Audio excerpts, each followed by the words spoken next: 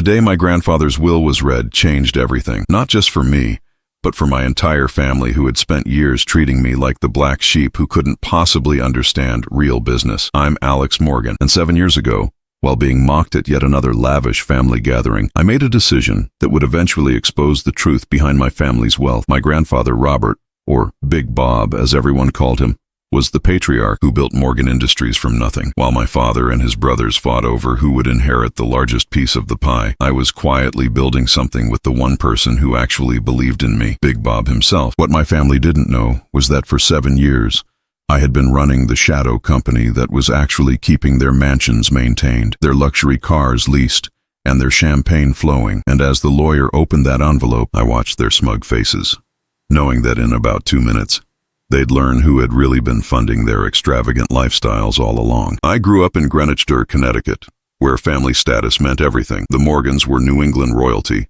with roots tracing back to shipping magnates who had diversified into energy, real estate, and technology. Our annual 4th of July parties were legendary. Politicians, celebrities, and CEOs would mingle on our sprawling waterfront estate while fireworks lit up Long Island Sound. My father James and his brothers, Uncle Richard and Uncle William, were raised to believe that aggressive business tactics and appearances were everything.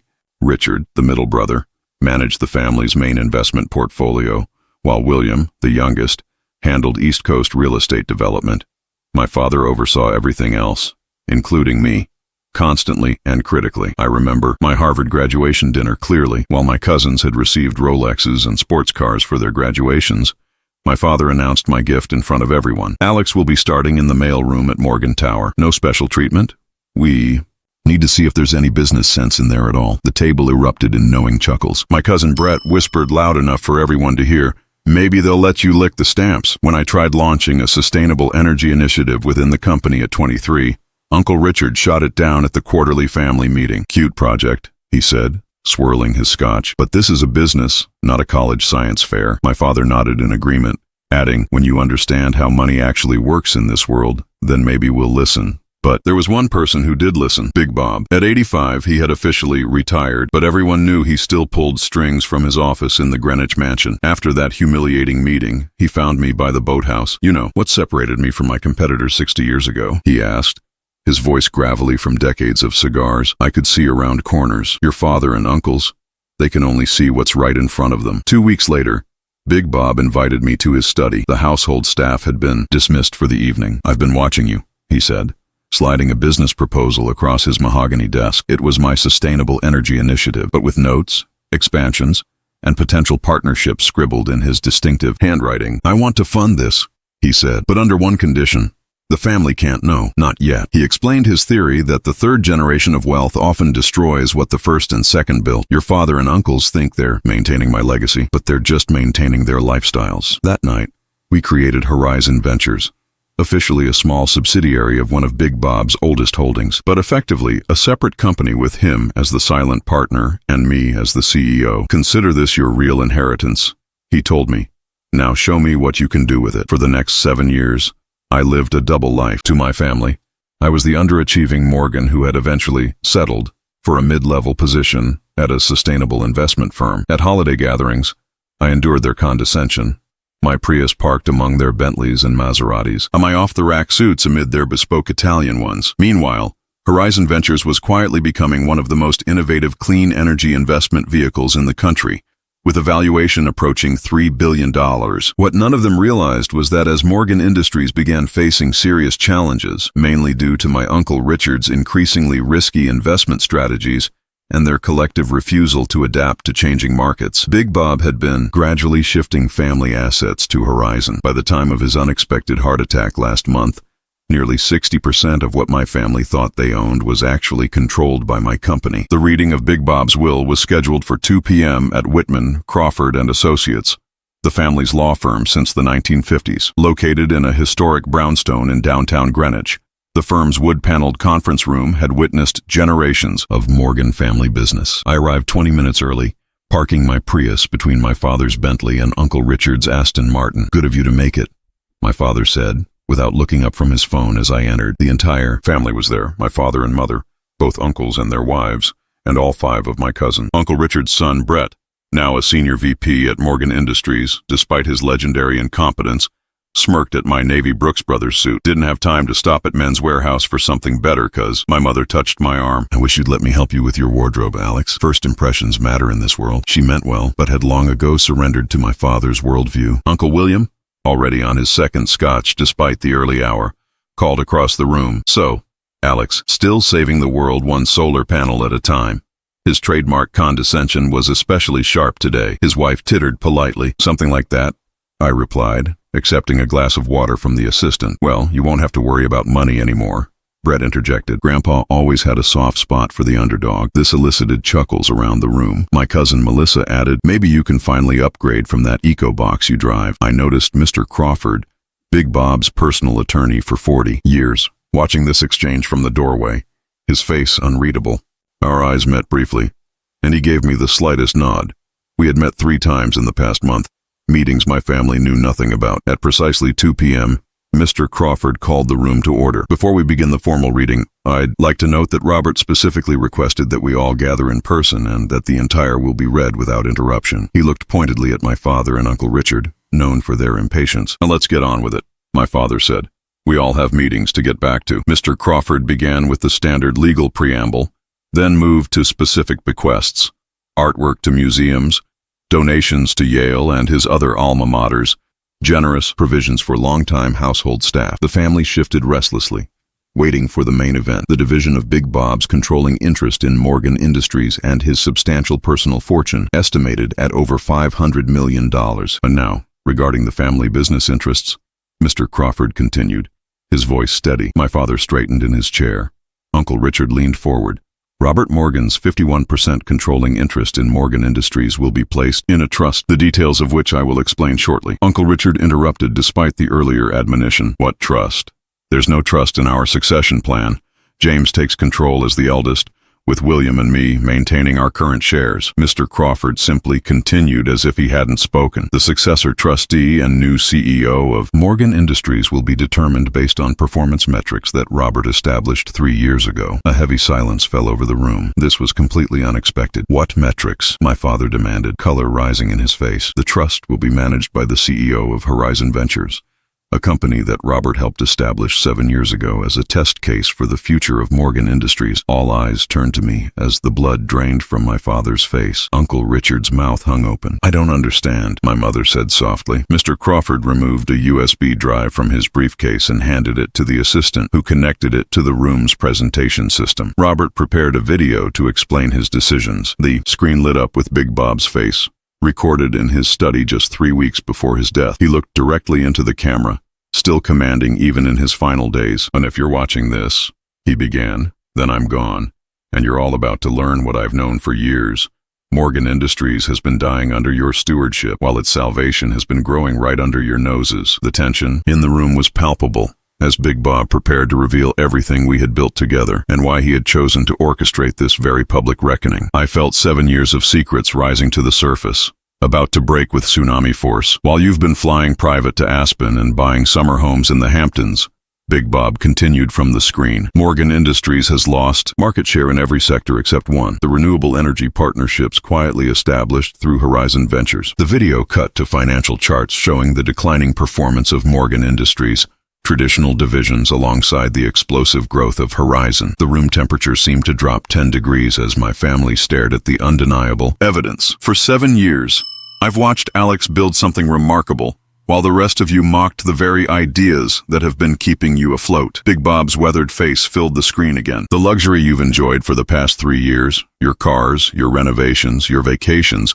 has been largely financed by the success of Horizon Ventures. Brett jumped to his feet. This is bullshit. Alex doesn't even have a real job. Mr. Crawford paused the video and calmly stated, Alexander Morgan has been CEO of Horizon Ventures since its formation. The company currently manages assets exceeding $3 billion and controls significant interests in Morgan Industries through various holding companies established by Robert. The room erupted. My father slammed his fist on the table. You went behind our backs. Your own family. I finally stood up. Behind your backs? Like when you shot down every idea I brought to the table, or when you told the board I wasn't Morgan material, when I applied for the sustainability director position. Uncle Richard pointed a trembling finger at me. You manipulated an old man. Robert was of sound mind and body when he established these arrangements, Mr. Crawford interjected. In fact, he was sharp enough to recognize the coming market shifts that the rest of you dismissed. Big Bob reappeared on screen as Mr. Crawford resumed the video. James, Richard, William, you had every advantage, but you became caretakers, not builders. You were so busy preserving what I created that you missed what was coming next. He paused, his eyes crinkling slightly, but Alex saw it, and more importantly, Alex built it. The video showed footage of me at various Horizon projects, breaking ground at our first solar farm in Nevada, shaking hands with indigenous leaders at a community-owned wind project in Oklahoma, speaking at the opening of our research campus in North Carolina. Oh, effective immediately, Big Bob continued. Alexander Morgan will assume the role of CEO of Morgan Industries and trustee of the Morgan Family Trust. The existing management team will be retained for a transitional period of 6 months, subject to performance review. Uncle William, now ashen-faced, turned to me. You little snake, planning this all along while playing the humble failure. I met his gaze. I wasn't playing anything. You all decided who I was years ago and never bothered to look closer. My father stood up, his voice dangerously quiet. I won't be managed by my own child. This is a hostile takeover. Plain and simple. It's not a takeover, Dad. It's a rescue operation. I pulled a folder from my bag and placed it on the table. These are the preliminary audits of Morgan Industries' main divisions. Uncle, Richard's investment strategies have created exposure of over $600 million in underperforming assets. The Boston waterfront development is 18 months behind schedule and $80 million over budget. And the Asian expansion you've been bragging about at country club dinners. It's a shell with no actual operations. How dare you? Uncle Richard began. I've spent 7 years watching you run this company into the ground while treating me like I was beneath you. I cut him off. I've earned every bit of this position, which is more than I can say for any of you. Brett lunged across the table, but his father held him back. You can't just walk in here and take what's ours. It was never yours, I replied, my voice steady. It was built by Big Bob, and he chose who he thought could carry it forward. My mother was crying silently. My father wouldn't look at me. Uncle William was already on the phone with his lawyer. There's one more thing, Mr. Crawford said, turning to a new document. Robert anticipated this reaction. Any legal challenge to his will triggers an immediate clause that diverts all personal bequests to a charitable foundation. You would keep only your personal assets, not any Morgan family holdings. A stunned silence fell over the room. I gathered my things and walked to the door, then turned back to face them. My family, these strangers who shared my blood but had never seen me. The company board meets on Monday. I'll present my full transition plan then. You're all welcome to be part of Morgan Industries' future. But things will be different now. As I left the conference room, I heard my father call after me, his voice breaking with a mixture of rage and something else. Perhaps, for the first time, a hint of respect. Alex. Alex. I didn't turn around.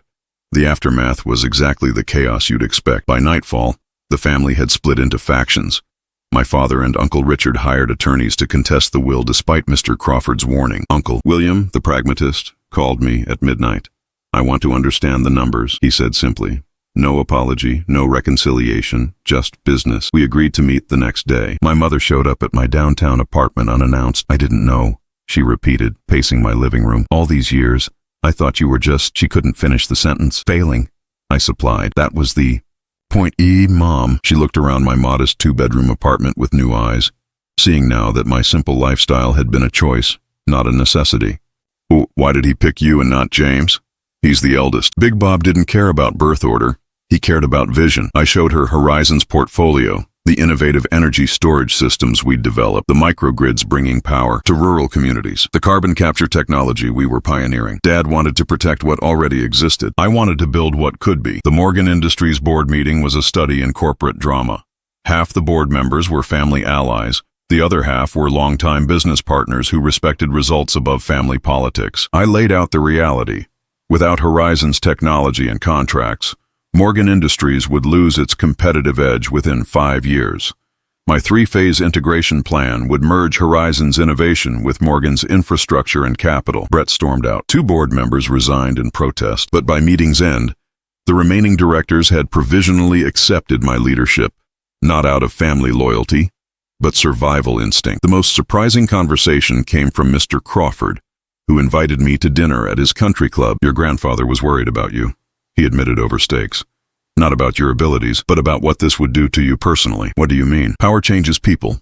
especially when it comes after years of being underestimated. He studied me carefully. He wanted you to rebuild the company, not destroy your family in the process. I realized then that Big Bob's plan wasn't just about business succession. It was about forcing a painful but necessary reconciliation. The next morning, I made a decision.